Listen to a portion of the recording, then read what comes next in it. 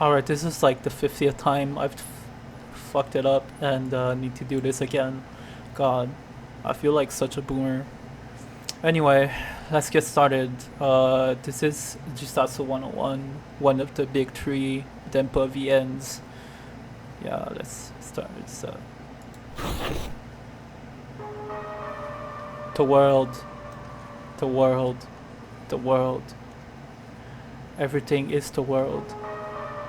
Yet, what is the world? By what means can the world be defined? The world can be defined by what means? By what world can the means be defined?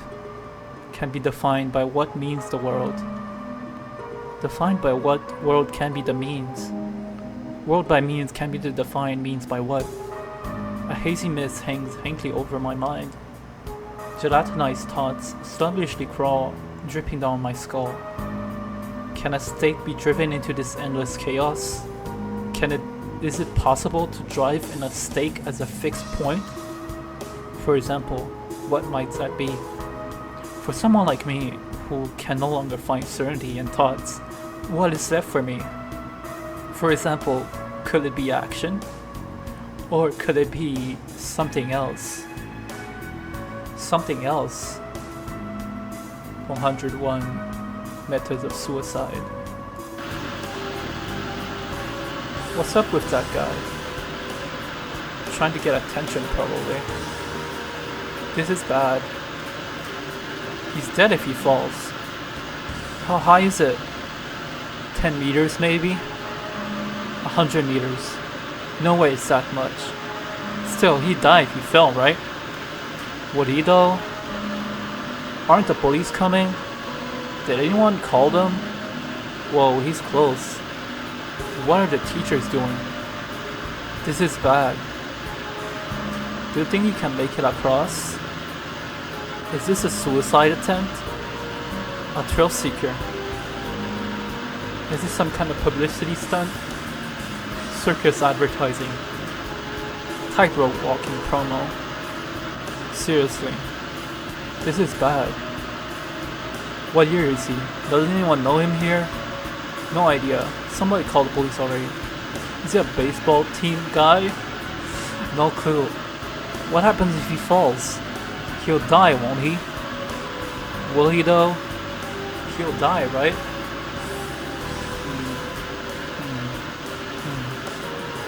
This is bad. Ah! He fell. This is bad. Do you think he's dead? He's dead, right? Takuji Turabishi and the strange sound. Takuji Turabishi first began to hear the sound not long after the start of the year.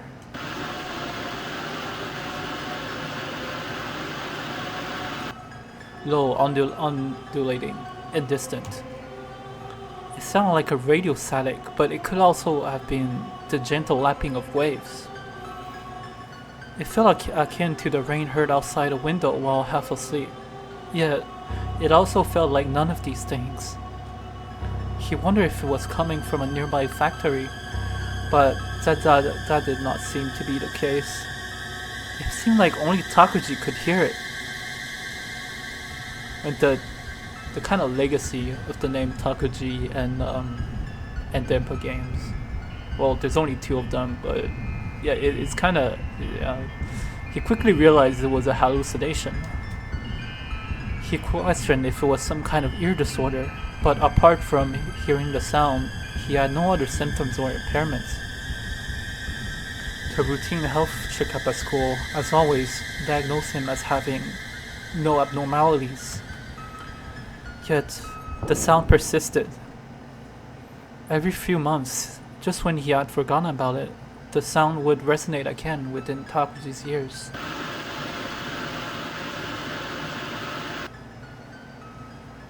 Takuji decided to name the sound Gray. Of course, sound cannot be seen, and the name was nothing more than his impression.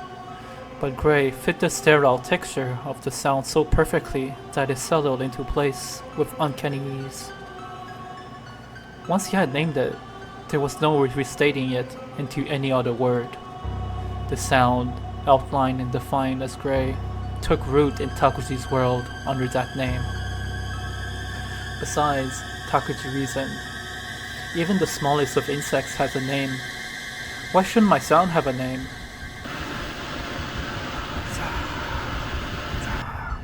One day, after hearing Gray for the umpteenth time, Takuji found himself unable to sleep at night. He tried swimming in laps in the pool until he was utterly exhausted, listening to the radio throughout the night, or racing his bicycle at full speed through the silent industrial district. But no matter what he did, deep sleep eluded him. Drifting in and out, he would sometimes think he was dreaming, only to realize the scene before him was real. So I wasn't asleep after all?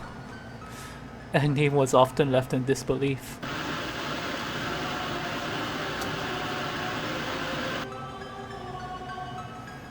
Each time Gray reverberated deep within his ears, Takuji felt as though something within him was inexplicably lost.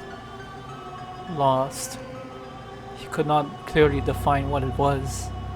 All he understood was that it lay close to his core, something ancient and most true, an endless erosion, piece by piece, flaking and falling away. Himself. Somehow he felt it was the loss of something that could only be called a sense of reality. In time, it began to feel as though everything was happening far away. It was as if the world itself was steadily retreating from him. Paradoxically, it also seemed that the boundaries separating him from the world were dissolving, merging them into an indistinct whole. The world was uniformly painted over in gray, devoid of the pulse of life or the stirrings of emotion. The weight and texture of scenery faded. The fragrance and meaning of the wind disappeared. Gradually, his mind began to blur. What had happened and what had not? Where did the fantasy end and reality begin? What separated things with meaning from those without? Only two paths remained. Either he would become as dumb and unfeeling as the world around him, or he would unavoidably choose to cultivate enough imagination to transcend its monotony. Takuji chose the former. I think I'm kind of choosing the latter. Well, I tried choosing the latter in real life. Not that, like, I'm hearing this Zaza sound, but, you know, I tried doing the latter, but, like, reality is just too real. Like, I knew I had to ground myself, but, yeah, becoming numb as unfeeling as the world around me, yeah. He chose to let himself be dyed in gray. And so, he taught the following. What should I do? What can I do? What must I do? He could not decide anything.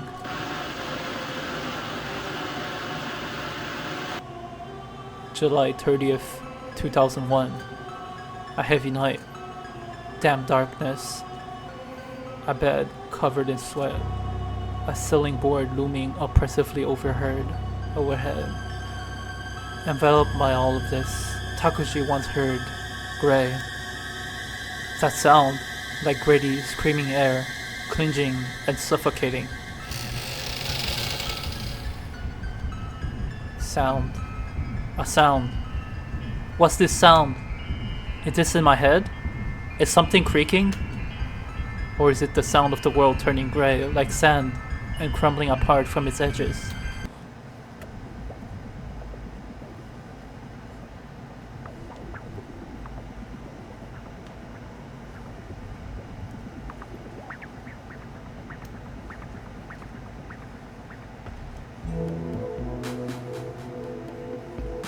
Yeah, I can show this in a Christian manga.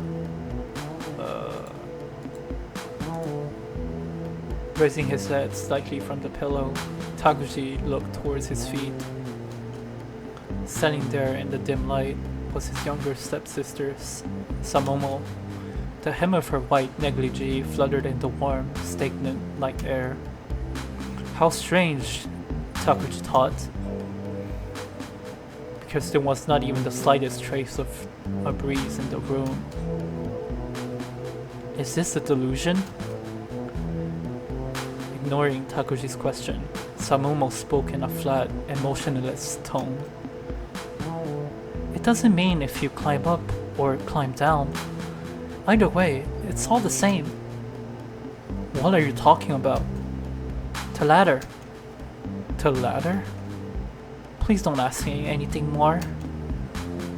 Because delusions have no meaning? Perhaps. The faint shimmer of heat emanating from Samomo suddenly distorted the weighty summer air. Her lips were slightly parted, glistening faintly. The pale color of her skin was visible through the fabric of her negligee.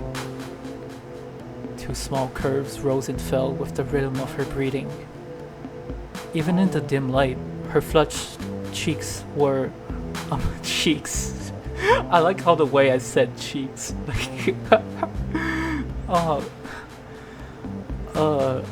Were unmistakable, glistening softly with sweat. Beneath the short hem of her negligee, her panties and bra showed through.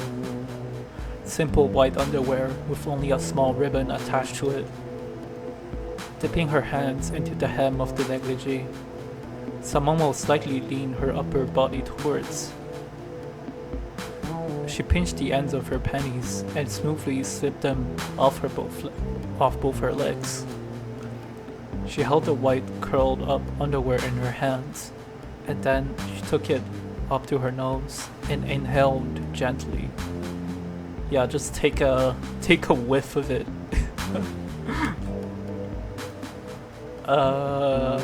Wait. I'm actually trying to do one of the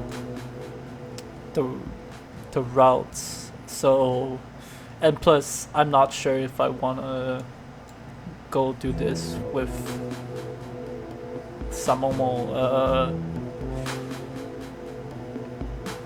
Yeah, get the fuck out of here. Is this what I want? No, this isn't what I desire. He fought back the intrusive fucking... Takuji covered his face with both hands.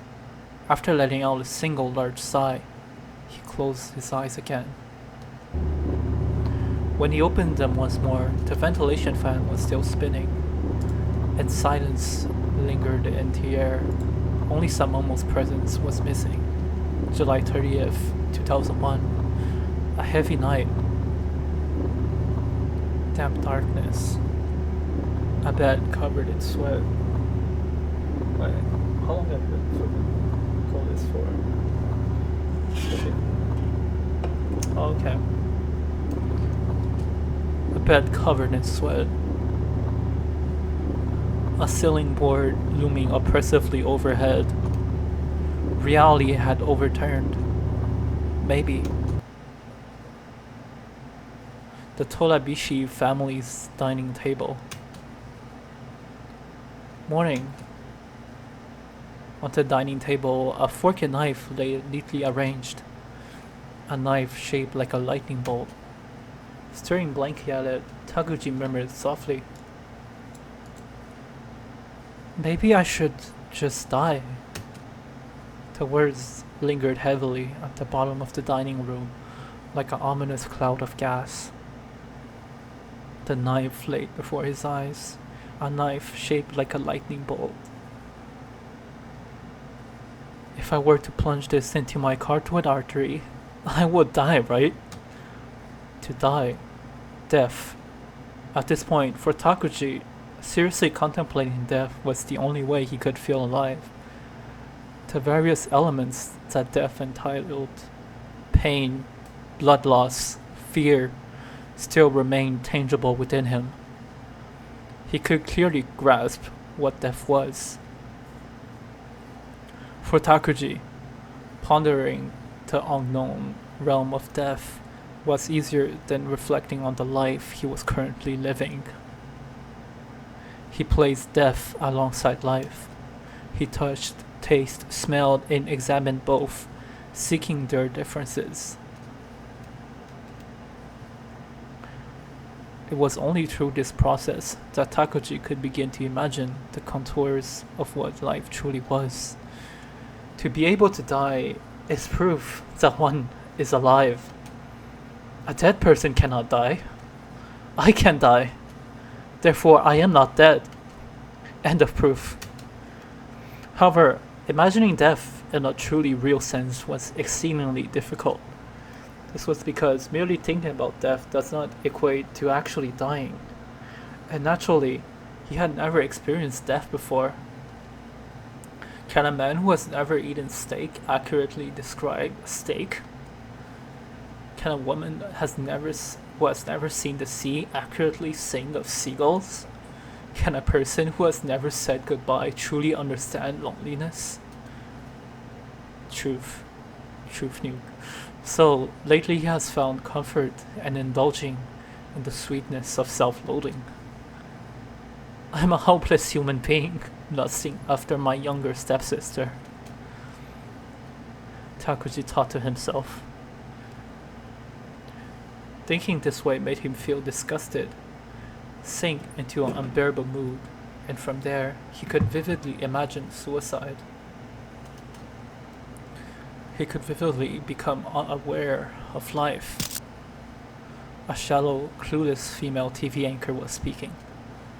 Professor, lately more and more young people have been using the word suicide, haven't they? A self-important commentator responded knowingly. Let's explain this with an example.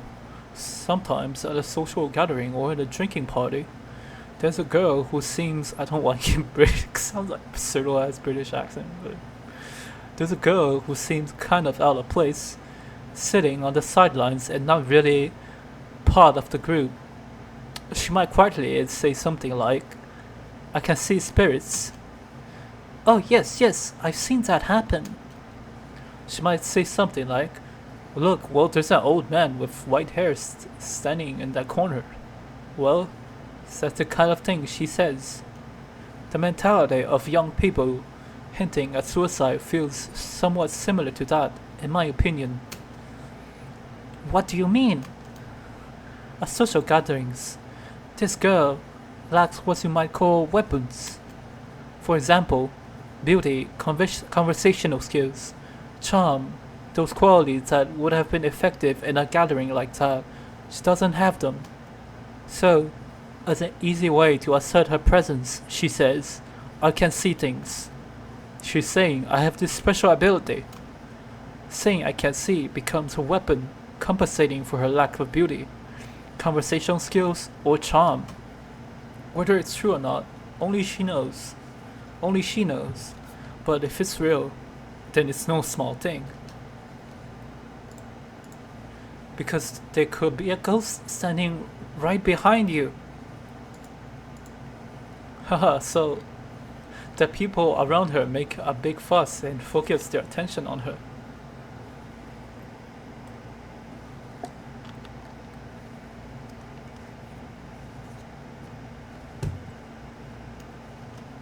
Saying I want to die, sorry, I take some water. Saying I want to die as appealing is, in that sense, the same as saying I can see things. Even though the truth of it something only she knows, it becomes a form of appeal that others can just ignore. I see. Now that you mention it, that might actually be true. Right. Saying I want to die as an appeal in that sense, misleading the truth of something only she knows. Yeah. If you look at those so-called suicide-related websites that was a hot topic on the internet, it becomes quite apparent. The posts on those message boards of those sites often take the form of asking for advice about their troubles, but in reality, they're saying, I'm someone who is troubled in contemplating suicide. It's a form of self-promotion. This is me. On those message boards, they're often quite verbose. You're verbose, bro. Most of those posts are fairly well written and are clearly designed with the intent of being read by others as some kind of entertainment. It's not the same as drunkenly scribbling, "Die, Dean," in a train station bathroom. Wait, do you have some grudge against your university? No comment. Ha ha. Ha ha ha. Well, if you look at trends like the boom in creating personal homepages, it's clear that humans have a desire to promote themselves, a yearning to talk about me. Yeah, I miss those personal homepages. Fuck. I remember I caught like the tail end of that, like in grade school, in like elementary school. Like the older, like the fifth graders and shit, they would create like their own free websites on like free webs and shit like that, and like they had like their own like, you want to remember like Zat's chat box? Yeah, they're like posting fucking crazy ass like edgy shit on there, and like yeah, they have their own like homepage with like their pics and like custom background. I feel that there was a special kind of liminal like eeriness when you browse those sites. Well, not that I remember browsing those, but you know, back then when you could still kind of like go on and find niche obscure sites. Now everyone's just posting like making their Instagram pages like edgy or like have an aesthetic, but it's just not the same, you know. You know it's not fucking Instagram, and it's like, you know, it kind of destroys a kind of yeah, a kind of like unique like lo-fi and also kind of like unprofessionalness and kind of like realness, like raw image of you, you know. Like there was no like barely any filters to that, like to what like old personal web pages like blogs had. Yeah, anyway. However, doing so requires a talent that sets you apart from others, and acquiring that talent demands effort. For example, if someone wants to draw attention at a party by declaring,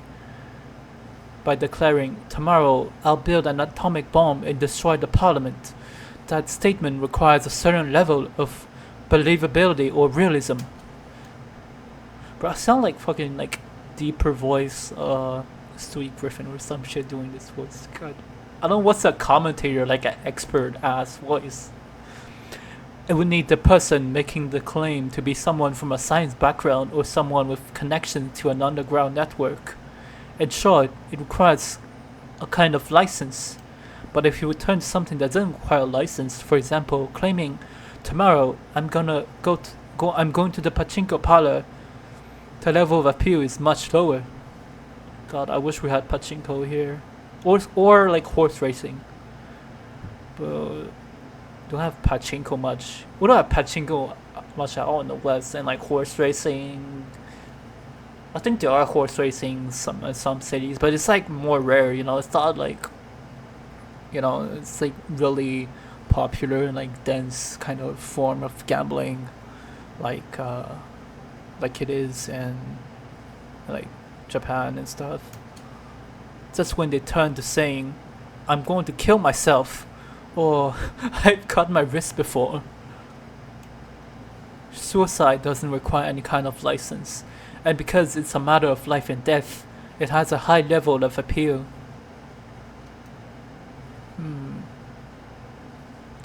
You know, should I do have like this kind of fear of bleeding, so I never really done the self-harm, like self-mutilation Twitter thing, like self-harm Twitter shit. Recently, subcultures revolving around themes like murder or corpse photography have been gaining traction. I think one reason for this is that standing out in the crowd space of mainstream culture has become quite challenging. For instance, it's hard to establish a unique identity as someone skilled at snowboarding. It's much easier to craft an identity as someone unusual who collects corpse photos. Similarly, saying things like I want to die or I've cut my wrist before is an easily acceptable and powerful weapon that anyone can create from scratch. You know, the fact it is a kind of social weapon, especially if you want to build a sort of thing for yourself online. A male guest with a serious expression concludes the discussion. Well, there are of course people who are genuinely cornered, whether mentally or financially, and seriously contemplating suicide. So, well, it's not something we can discuss too lightly. But, well, you see, when young people talk about dying or such things, well, it's essentially the same as how we used to get into philosophy or, well, politics back in the day. Reading Descartes or advocating communism, for example. It was more about adopting the persona of someone who engages in philosophy or a believer in communism. It was an intellectual style, really. I think he's talking about like the 70s, like the late 60s, like left-wing student movements and protests in Japan. Yeah. In short, it was a fashion, or like it was just like a performance. Suicide as a fashion, you say? That's quite a shocking statement. I wonder, what do you call like the guys who go in the park and like sit and like read philosophy in public? You know, what's it, like performatory? Yeah. That's quite a shocking statement, I wonder. Are our viewers managing to keep up with this conversation? The number I carry is not one that can be easily resolved, Takuji reflected. Takuji fully understood the kind of cheap rationalizations being tossed around on TV these days. He did not just understand it, he understood it all too well. And that was exactly why it filled him with shame. A powerful, searing sense of shame. By raising his voice about suicide and death, he feared that he might be dressing himself in the same mass market fashion as everyone else. Then he might be reduced to a clean-cut statistic, that he might become nothing more than proof of weakness. That the thought of that humiliated him. That's so true, bro. Like, being reduced to like a statistic. Man, girls playing at suicide for attention. Youths casually talking about wanting to die. People collecting grotesque symbols like photographs of corpses as a form of quirky identity. Being lumped together with such thing was something he simply could not tolerate. the smug categorizations of the knowing commentators, the condescending conclusions of the grim-faced guests. Takuji's pride was far too strong to accept being included among them. That pride, a youthful sense of purity, and the arrogant belief that he was different would not allow it. You guys ever read Mishima? I think that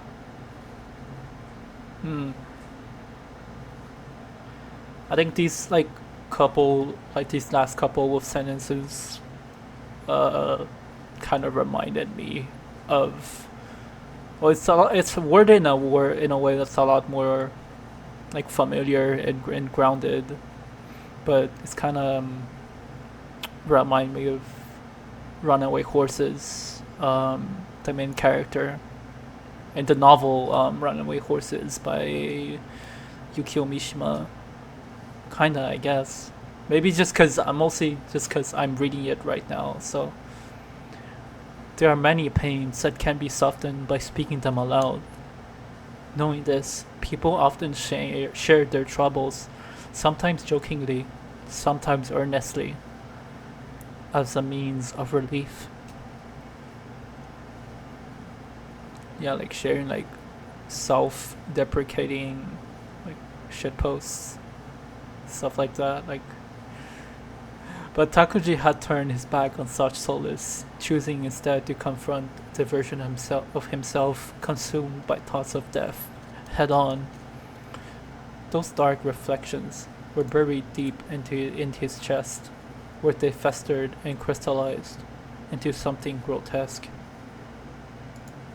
A massive black and unbearable heavy mass. And so his descent into chaos began. Delusions for self-hatred at first had been a way for him to grasp some sense of vitality, but lately he had been drowning in them, and after the crushing weight of that self-hatred settled in, he would find himself thinking, maybe he really should just die. There was no escape.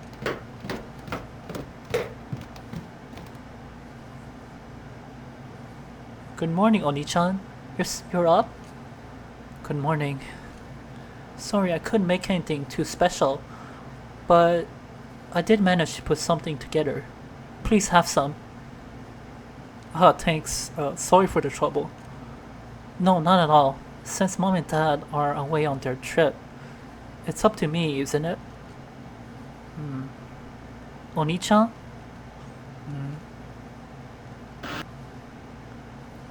Oni-chan? Sorry. Thank you for the food. Thanks.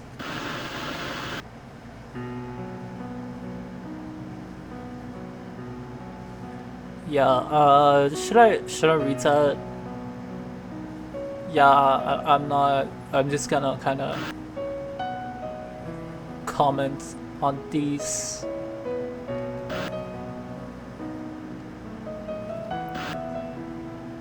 This OST is so good though. It's just like almost always the most fucking romantical ass tracks and H scenes. Like even when it's the H scene is like not fucking romantical, like it's just kind of there. It's like the one like really romantical ass like heartwarming track in Kara no Shoujo during the H scenes. Low key beautiful. The songs, I mean. Except for I really liked Kyoko and Kara no Shoujo. Like that scene with her, I think it was actually like really like fitted the vibe and the kind of atmosphere, like her character as well.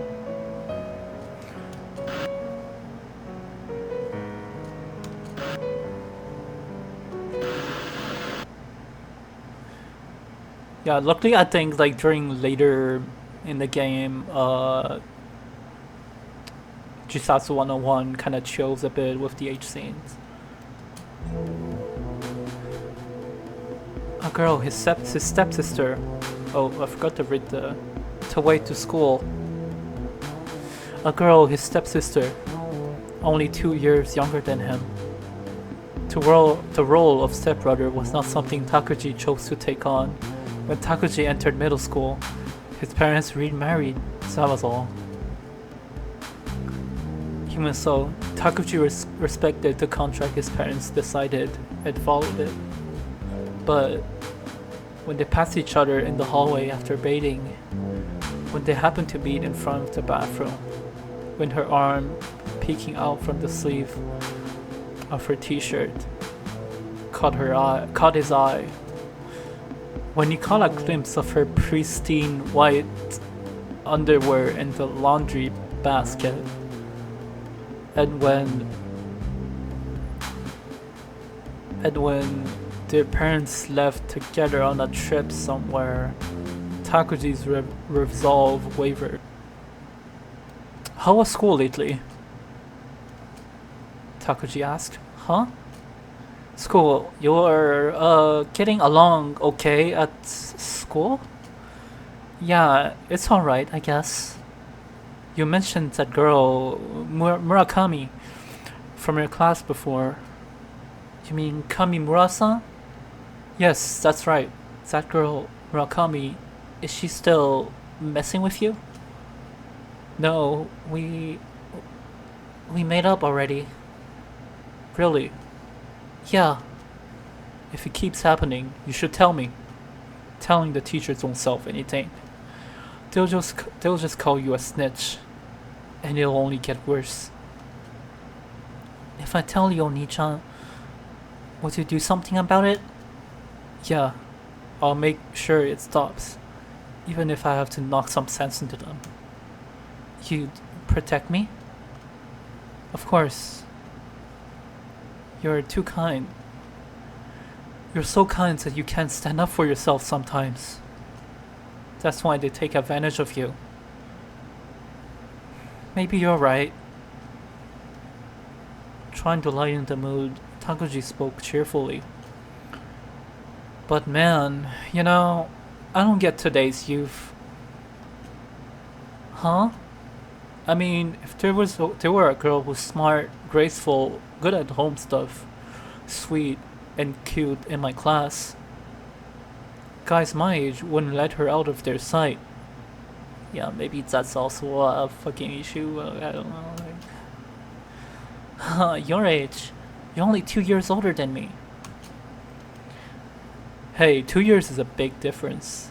Guys on sports teams are always saying they can't figure out what the new recruits are thinking.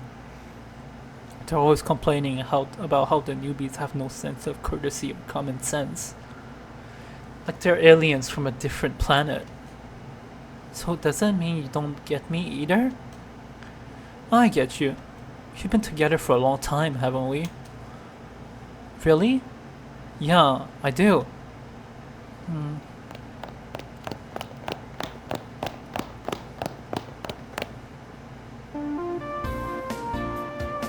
This background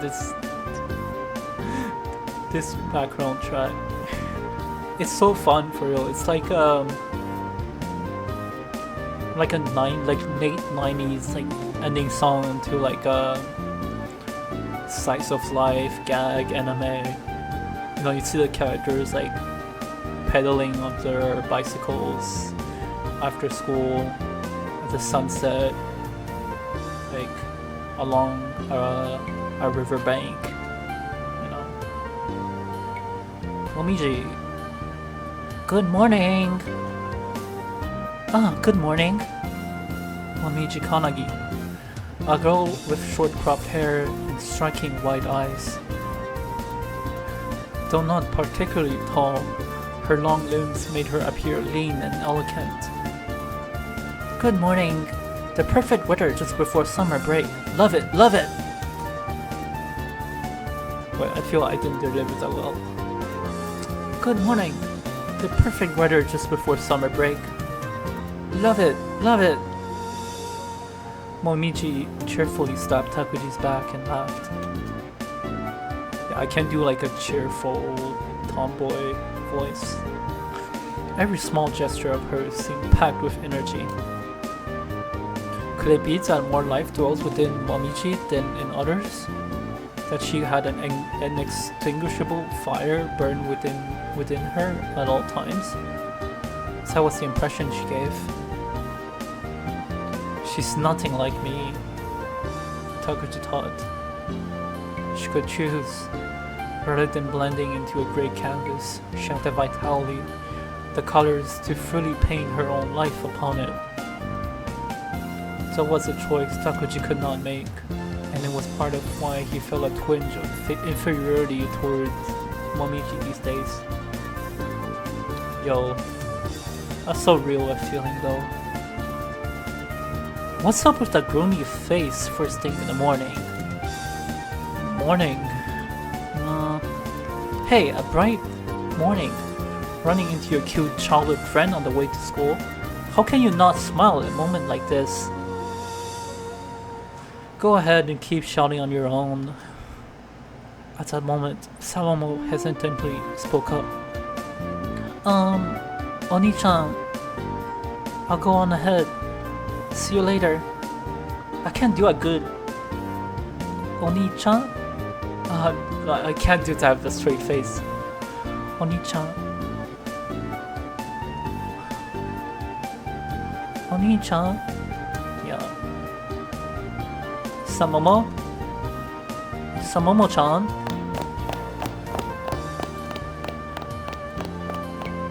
This song, actually I fucking love this track. Hold on. Yeah, it's rock score with Momiji.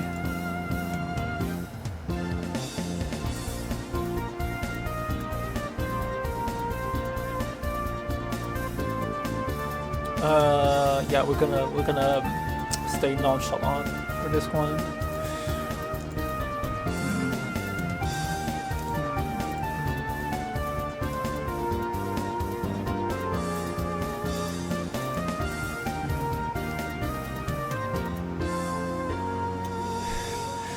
You on your period? Seriously, can't you come up with something a little more ladylike? So, are you going anywhere for summer break? Her voice was bright and full of life, like the summer sunlight itself. Though this song is the summer sunlight itself. Perhaps that was why. Her voice seemed strangely in sync with the surrounding scenery, blending into it until it felt vague and indistinct. Childhood friends. That cliche line, I could never see her as anything more than a friend, was a lie. Since around the time they started middle school, Takuji had come to see Momiji unmistakably as a girl. He believed that if given the right nudge, something to push them forward, they could become the perfect couple. If only there was a nudge. For example, something like the kiss they shared last summer.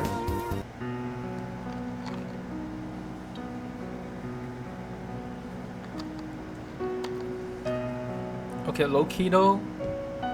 Okay, I did find a guide for this. I originally wanted to like go for one of the endings with one of the other characters, but maybe just go with Momiji.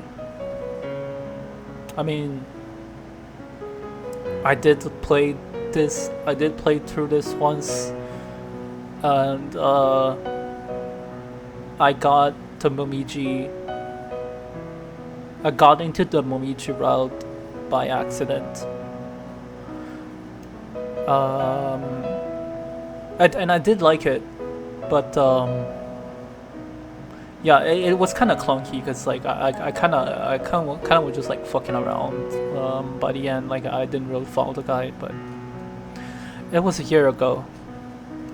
The sky was clear, and the midday temperature had risen past 36 degrees, a true summer day.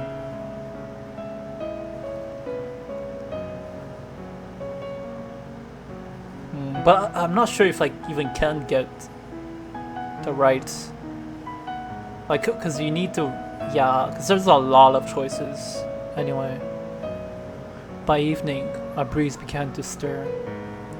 The wind slipping through his dampened shirt felt cool and refreshing.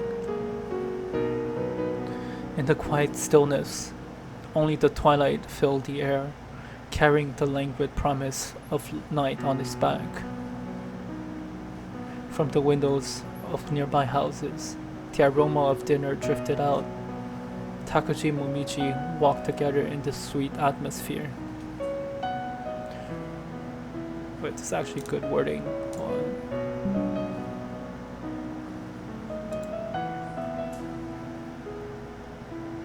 Walking home together. It's the first time since we started here, isn't it? Momiji said. Maybe skipping track practice? With the tournament coming up, let's just call it independent training. Fair enough. Exactly. After that, Takuji talked about the day's fitness test. Momiji brought up that night's TV shows. They stopped by a vending machine near the sports park and brought drinks together. Takuji chose a carbonated drink while Momiji opted for orange juice. As they walked on, a grey cat darted across their path. I wish I could have a cat, Momiji said. I'm more of a dog person, Takuji replied. And then the two of them kissed. Oh, that's some good spontaneous.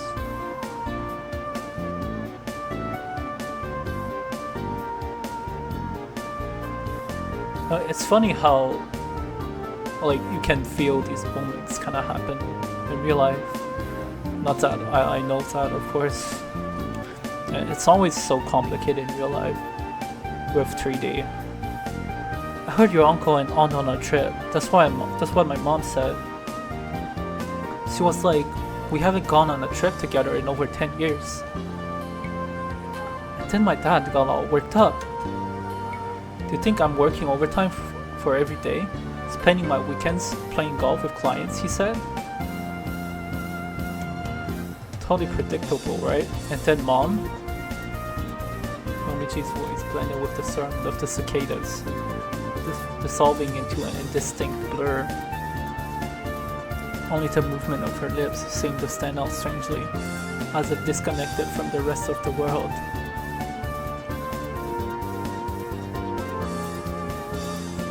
And he watched her. Takuji found himself thinking about that kiss again. It was a strange kiss. Neither of them had initiated it. There had been no prior signs or any kind of build-up, nor even words exchanged to set the stage. They had simply kissed because it felt like the natural thing to do. There had been no locking of eyes beforehand, no sharp intake of breath, no games, no intentions, no hesitation, no excitement. Nothing at all. Zero. A complete void. They simply pressed their lips together, then parted.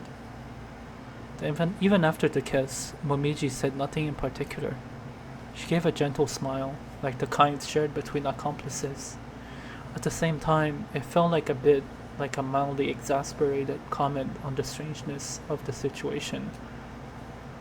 What on earth was that?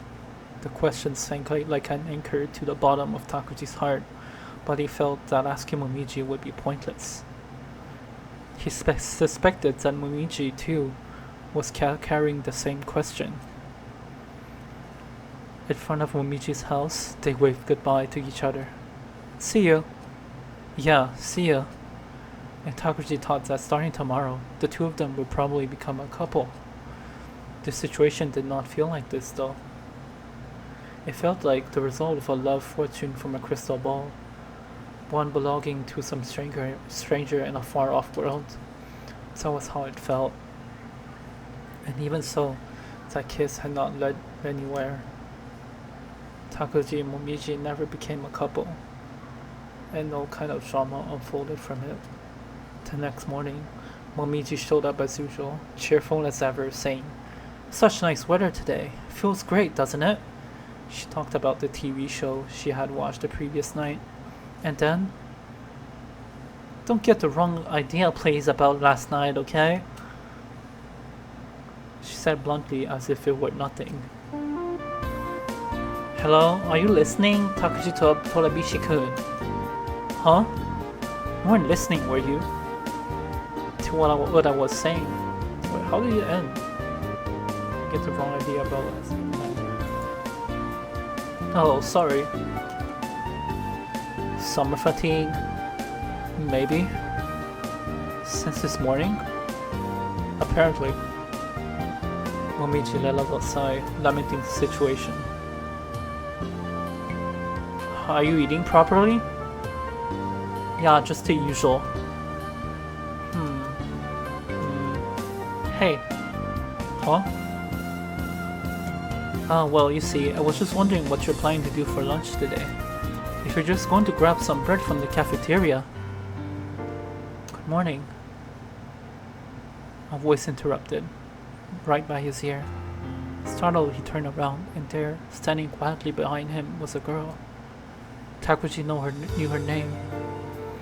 Kana Tsukishiro. Her straight black hair evoked the darkness of light. Her hair is not black. What the hell? It's not even that straight either. Eyes that glistened, black and slightly moist, framed by long lashes. A delicate frame and a small face. Individually, each of her features was doll-like in beauty. Yet, when taken together, they failed to create that kind of artificial prettiness one would expect from a doll. Instead, there was a vague, mist-like aura surrounding her, something which was difficult to find the reason for. Her eyes. She had the same eyes as Takuji. Eyes that seemed like they were on the edge of disappearing from the world entirely. Still, Takuji wondered, why did she speak to me? Here's what we'll do. Besides this place, you and I will be nothing more than strangers. We won't interfere with each other's worlds or take an interest in them. Each other's worlds. Outside of our world, we'll be strangers. By doing that, our world can... Yet, despite her words, Kana had interfered. Why? It lasted only a few seconds. During that time, Kana ignored Takuji and slipped right past him. Her indifference was so absolute that Takuji wondered if her earlier greeting, her breaking the promise with that "good morning," had been nothing more than an illusion. Kana quickly rounded the corner and disappeared. After a moment, Momiji spoke. Was that Kana Tsukishiro? From Class D, she's famous, isn't she? Is she? She's cute, but people say she's weird. Is that so? Iwami-kun, you know, from our class, they say he confessed to her and got rejected. So that's a rumor, right? Iwami-kun is popular, you know. He's good looking, smart, and athletic. But she doesn't seem interested at all. The bandage on her wrist, it's... You like gossiping? Sorry. Momiji said, lowering her gaze. School, 4th period. Yeah, I think we're gonna stop for now. Anyway, there's like a first test for my VTuber, whatever the hell, like reading VN stuff. I was gonna say, shit, yeah, a lot of stuff is probably gonna be cut just because like I don't wanna be showing some of this. It like clearly goes against like the guidelines and shit. So it's like kinda yeah, maybe a bit too spicy shit in this, but yeah. God, I can't wait for the Tsui the OG Tsui fucking fan translation to come out. Like the UI of that, fucking beautiful. And like, just to know the OG Takuji, well, Mamiya Takuji. Oh, yeah, I'm a big fucking Subahibi cook. Sayonara shit as well. That I saw I read through the kind of demo I think the translation team themselves put on YouTube of like the intro and the prologue in the like first day. I thought it was really good as well. I really liked the narration in that and the art style along with the really beautiful like constant sunset like dusk kind of shading on the characters. So I've seen like fan art of the main character in Sayonara no Shiete.